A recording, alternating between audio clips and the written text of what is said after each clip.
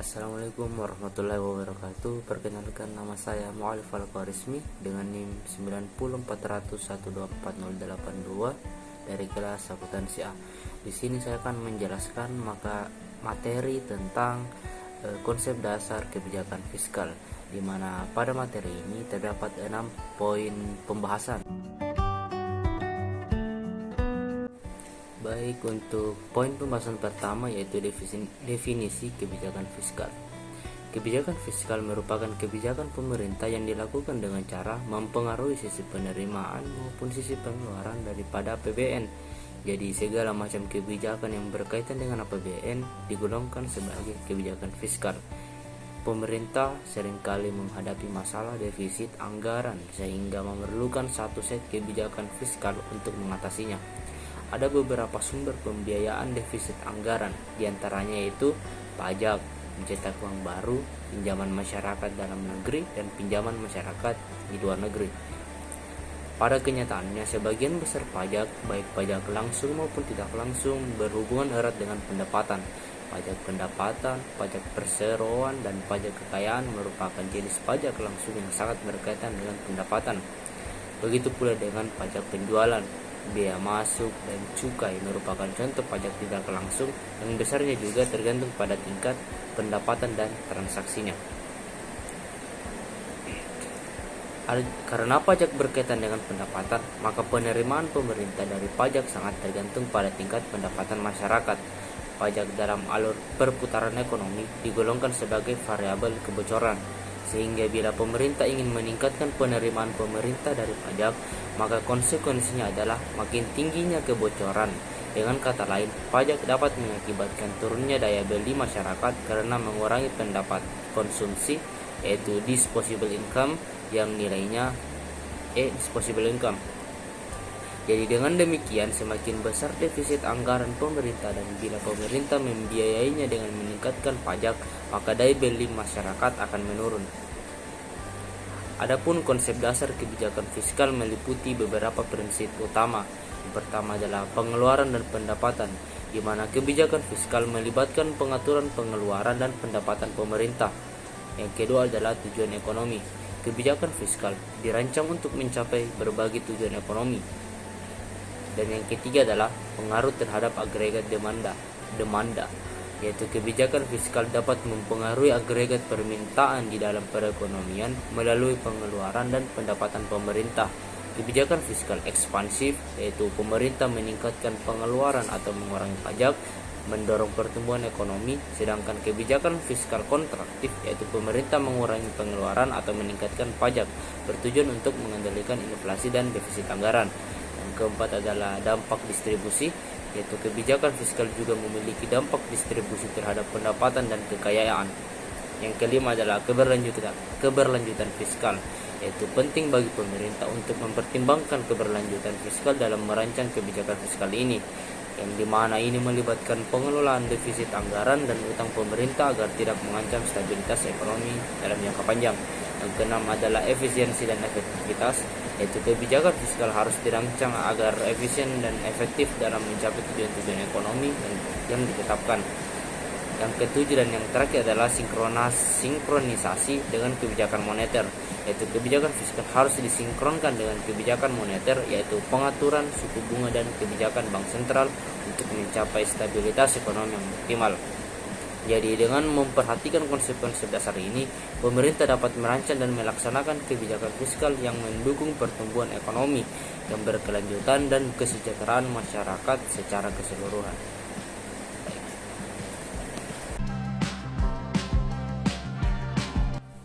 Baik, pada poin pembahasan kedua yaitu tujuan kebijakan fiskal.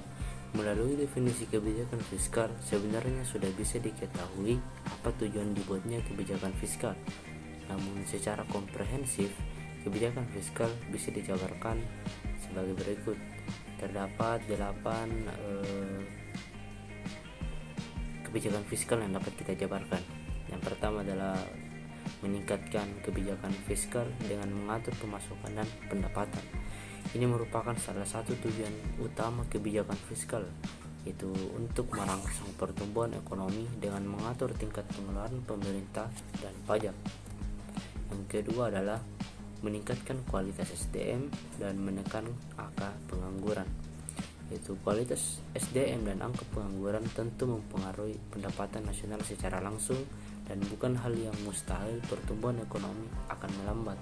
Hal itu karena dengan adanya pengangguran, maka daya beli masyarakat akan menurun yang berdampak langsung pada pertumbuhan ekonomi. Selain itu, kualitas SDM juga mempengaruhi pertumbuhan ekonomi. Yang ketiga adalah memastikan stabilisasi harga, yaitu turunnya harga barang mampu memberikan dampak bagi sektor swasta, namun harga yang meningkat juga bisa menciptakan inflasi. Di sisi lain, inflasi juga memberikan keuntungan seperti menciptakan lapangan kerja. Namun inflasi juga bisa berdampak buruk bagi masyarakat ekonomi rendah karena turunnya daya beli. Yang keempat adalah meningkatkan laju investasi. Ketika perekonomian negara baik, maka akan menjadi peluang bagi negara untuk mendatangkan investor, yaitu dengan adanya investor akan berpengaruh terhadap pemasukan negara dan juga mengurangi pengangguran. Yang kelima adalah stabilisasi ekonomi. Kebijakan fiskal juga digunakan untuk menciptakan stabilitas ekonomi dengan mengurangi fluktuasi siklus bisnis. Ketika ekonomi menghadapi resesi atau kontraksi, pemerintah dapat meningkatkan pengeluaran dan menurunkan pajak untuk mendorong pertumbuhan. Sebaliknya, ketika inflasi meningkat, pemerintah dapat mengurangi pengeluaran atau meningkatkan pajak untuk mendinginkan ekonomi. Yang keenam adalah distribusi pendapatan dan kekayaan. Kebijakan fiskal dapat digunakan untuk mempengaruhi distribusi pendapatan dan kekayaan dalam masyarakat. Itu misalnya pemerintah dapat menerapkan pajak progresif yang mengenakan beban pajak lebih berat pada mereka dengan pendapatan lebih tinggi, sementara mengurangi pajak untuk kelompok berpendapatan rendah. Yang ketujuh adalah pembiayaan program publik. Ini merupakan salah satu fungsi utama juga pada kebijakan fiskal, yaitu membiayai pengeluaran pemerintah untuk program publik seperti pendidikan, perawatan kesehatan, infrastruktur, dan layanan umum lainnya. Pemerintah menggunakan pendapatan pajak dan pinjaman untuk membiayai pengeluaran ini. Poin terakhir yaitu poin ke-8, mengendalikan defisit dan utang. Kebijakan fiskal juga bertujuan untuk menjaga keseimbangan fiskal dengan memastikan bahwa pendapatan pemerintah mencukupi untuk menutup pengeluaran, sehingga mengendalikan defisit anggaran dan utang pemerintah. Ini penting untuk memastikan kestabilan jangka panjang ekonomi negara. Jadi dengan mencapai tujuan-tujuan tersebut, kebijakan fiskal bertujuan untuk menciptakan lingkungan ekonomi yang sehat yang berkelanjutan bagi masyarakat.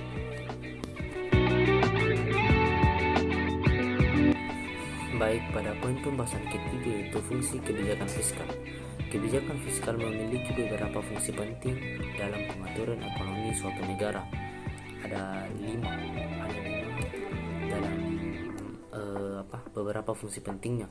Yang pertama adalah pengaturan pertumbuhan ekonomi, di mana pemerintah dapat menggunakan instrumen fiskal seperti pengeluaran publik dan pajak untuk mempengaruhi tingkat aktivitas ekonomi, yaitu dengan meningkatkan pengeluaran publik atau mengurangi pajak, pemerintah dapat mendorong belanja konsumen dan investasi yang pada gilirannya akan merangsang pertumbuhan ekonomi. Yang kedua adalah stabilisasi siklus bisnis. Kebijakan fiskal ini digunakan untuk mencapai stabilitas ekonomi dengan mengurangi fluktuasi siklus bisnis seperti yang tadi, yaitu ketika ekonomi mengalami resesi atau kontraksi, pemerintah dapat menggunakan kebijakan fiskal untuk meningkatkan pengeluaran atau mengurangi pajak guna mendorong pertumbuhan ekonomi. Yang ketiga adalah distribusi pendapatan dan kekayaan. Kebijakan fiskal ini juga berperan dalam mempengaruhi distribusi pendapatan dan kekayaan dalam masyarakat. Ini juga seperti pada awal poin pembahasan kedua, yaitu melalui sistem pajak yang progresif atau program pengeluaran sosial, pemerintah dapat meratakan kesenjangan pendapatan dan memperbaiki kondisi kehidupan bagi kelompok yang kurang mampu. Yang keempat adalah pembiayaan program publik, di mana salah satu fungsi utama kebijakan fiskal adalah membiayai pengeluaran pemerintah untuk berbagai program publik, termasuk infrastruktur, pendidikan, kesehatan, dan layanan sosial. Pemerintah menggunakan pendapatan pajak dan pinjaman untuk mendukung pengeluaran ini. Yang kelima adalah mengendalikan defisit dan utang. Kebijakan fiskal juga bertujuan untuk menjaga keseimbangan fiskal dengan memastikan bahwa pendapatan pemerintah mencukupi untuk menutupi pengeluaran. Yaitu dengan demikian pemerintah dapat mengendalikan defisit anggaran dan mengelola tingkat utang publik agar tetap dalam batas yang dapat diterima. Dan juga fungsi kebijakan fiskal ini juga diatur dalam Undang-Undang Nomor 17 Tahun 2003 Pasal 3 Ayat 4 tentang Keuangan Negara, yang dimana undang-undang tersebut berisi mengenai fungsi otoritas, perencanaan, pengawasan, alokasi, dan stabilitas serta distribusi. Yang pertama adalah fungsi otoritas, yaitu fungsi pertama dari kebijakan fiskal adalah otoritas. Artinya kebijakan fiskal berfungsi ketika anggaran negara telah menjadi pedoman yang digunakan untuk mencari pendapatan serta belanja pada tahun tertentu dan yang bersangkutan. Yang kedua adalah fungsi perencanaan, yaitu sebagai yang artinya adalah kebijakan fiskal berfungsi ketika anggaran dari suatu negara telah menjadi dasar bagi manajemen dalam merencanakan anggaran tahun yang bersangkutan saat itu. Yang ketiga adalah fungsi pengawasan, yaitu ketika anggaran suatu negara telah menjadi dasar manajemen untuk merencanakan anggaran tahun yang bersangkutan.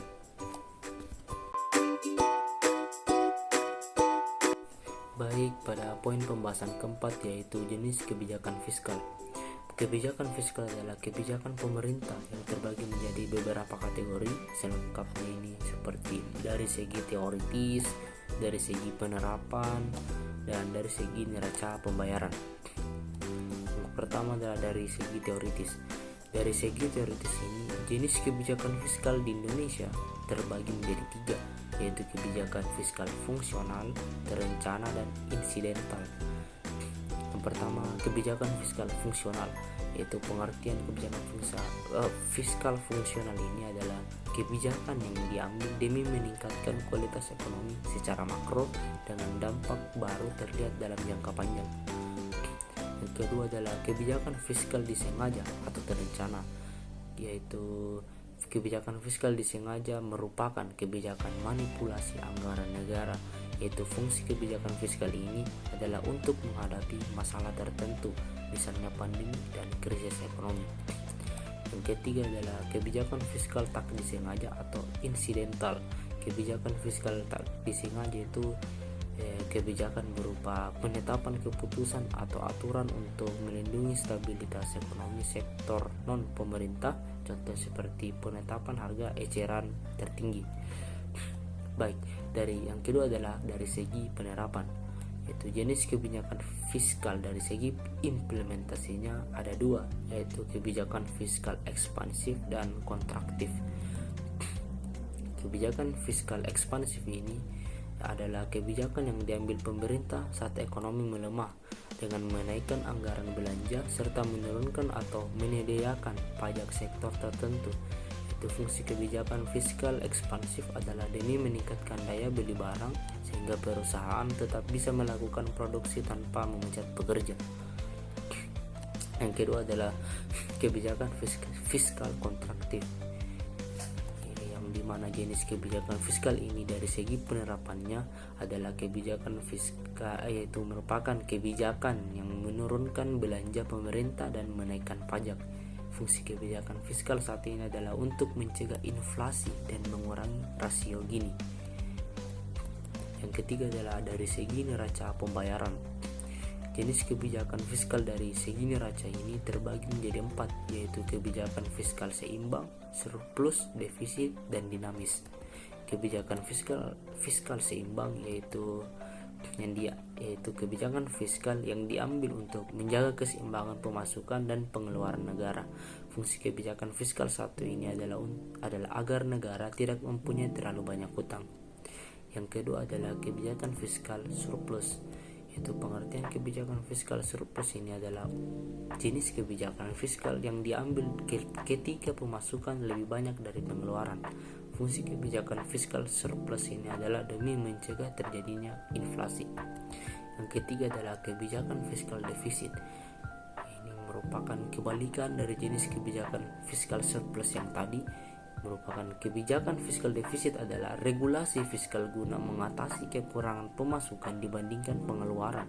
Itu salah satu contoh kebijakan fiskal defisit adalah utang luar negeri. Yang keempat adalah kebijakan fiskal dinamis. Jenis kebijakan fiskal dinamis terakhir dari segi penerapannya adalah regulasi fiskal dinamis, yaitu kebijakan ekonomi yang diambil sewaktu-waktu saat negara membutuhkan.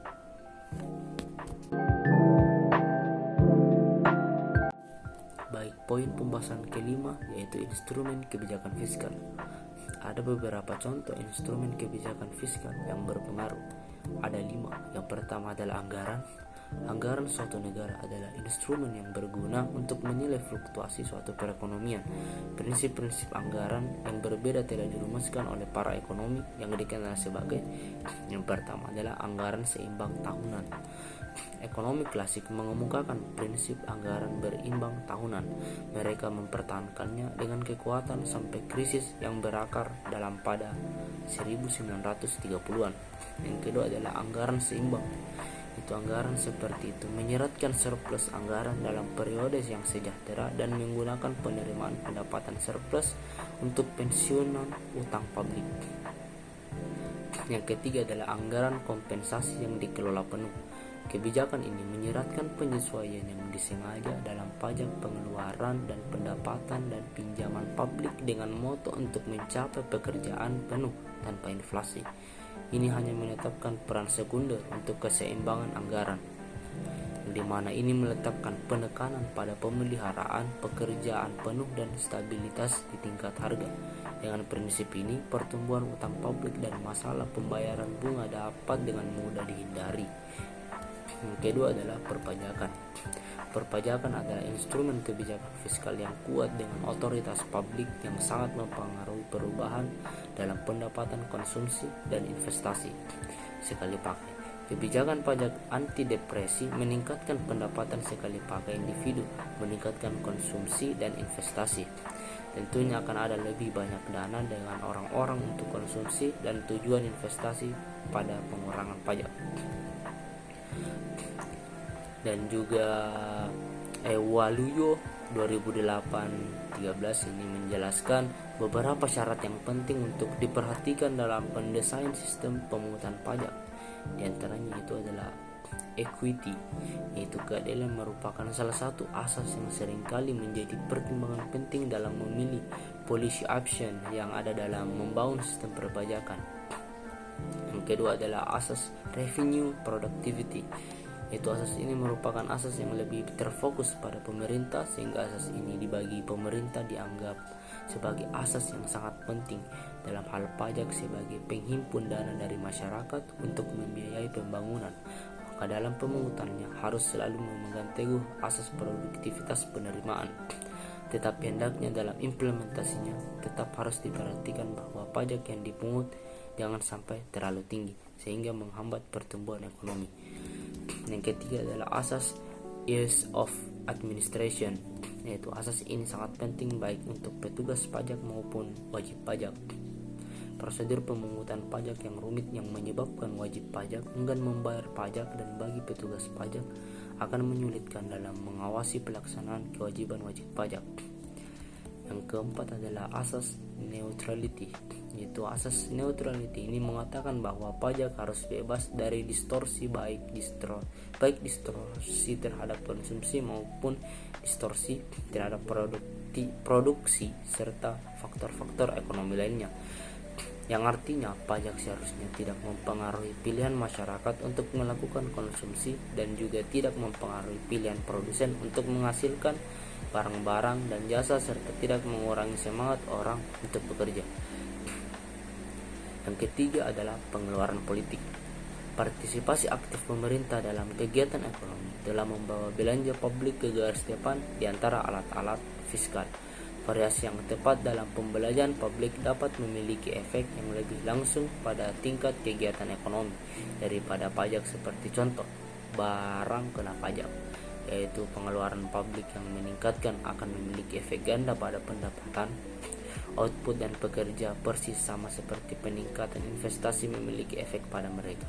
Demikian pula pengurangan pembelanjaan publik dapat mengurangi tingkat kegiatan ekonomi melalui operasi kebalikan dari pengganda pengeluaran pemerintah. Yang keempat adalah pekerjaan umum. Ada dua bentuk pengeluaran, yaitu pekerjaan umum dan pembayaran transfer. Pekerjaan umum adalah barang tahan lama, terutama struktur tetap yang diproduksi oleh pemerintah. Mereka termasuk pengeluaran untuk pekerjaan umum seperti jalan, rel kereta api, sekolah, taman, dan lain-lain.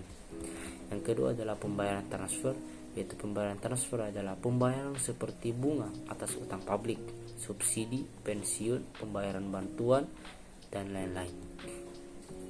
Yang kelima adalah utang publik. Utang publik adalah senjata fiskal yang bagus untuk melawan inflasi dan deflasi. Ini membawa stabilitas ekonomi dan pekerjaan penuh dalam ekonomi seperti faktor penyebab kesenjangan ekonomi.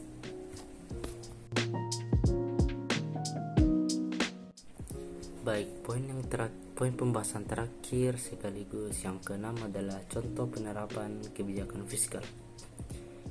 Contohnya itu, fungsi konsumen masyarakat adalah C sama dengan 40 miliar tambah 0,75 YD. Pemerintah menetapkan pajak sebesar TX sama dengan 30 miliar rupiah. Dari data tersebut dapat kita tanya, yaitu yang pertama adalah hitunglah besarnya konsumsi dan tabungan sebelum adanya pajak dan pemerintah. Yang kedua adalah hitunglah besarnya pengeluaran konsumsi dan tabungan setelah adanya pajak apabila tingkat pendapatannya 120 miliar rupiah. Jawabannya yang pertama adalah besarnya C dan S apabila tanpa pajak pengeluaran konsumsi. C sama dengan 40 tambah 0,7 YD 75 YD. C sama dengan 40 tambah 0,75 dalam kurung 120 kurang 0 tambah 0 balas kurung. C sama dengan 40 tambah 90. C sama dengan 130 miliar rupiah. Jadi pengeluaran konsumsi sebelum adanya pajak adalah sebesar 130 miliar rupiah. Besarnya tabungan.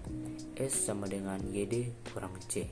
S sama dengan 120 kurang 0 kurang 130. S sama dengan min 10.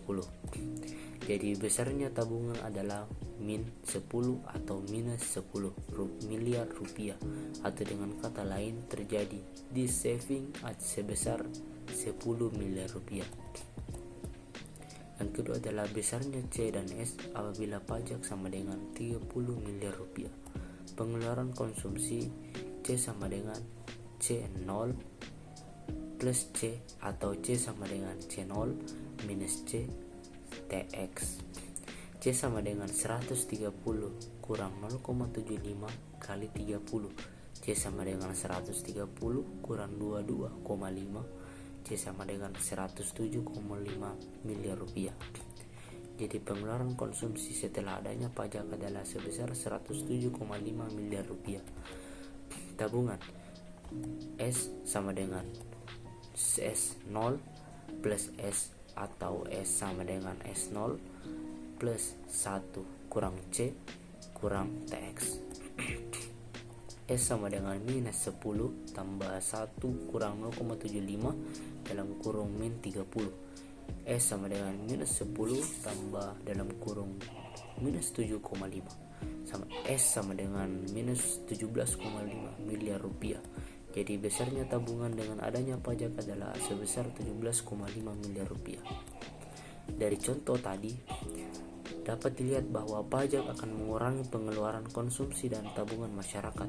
Sebelum adanya pajak, pengeluaran konsumsi sebesar 130 miliar rupiah, tetapi setelah adanya pajak sebesar 30 miliar rupiah, maka pengeluaran konsumsi masyarakat turun menjadi 107,5 miliar rupiah. Begitu pula dengan adanya pajak mengakibatkan tabungan masyarakat akan turun dari minus 10 miliar rupiah menjadi 17, miliar rupiah. Jadi dapat diketahui bahwa pemerintah dapat mempengaruhi besarnya pendapatan nasional melalui pajak dan transfer. Tingkat pendapatan nasional yang paling ideal adalah tingkat pendapatan pada kondisi pekerjaan penuh full employment.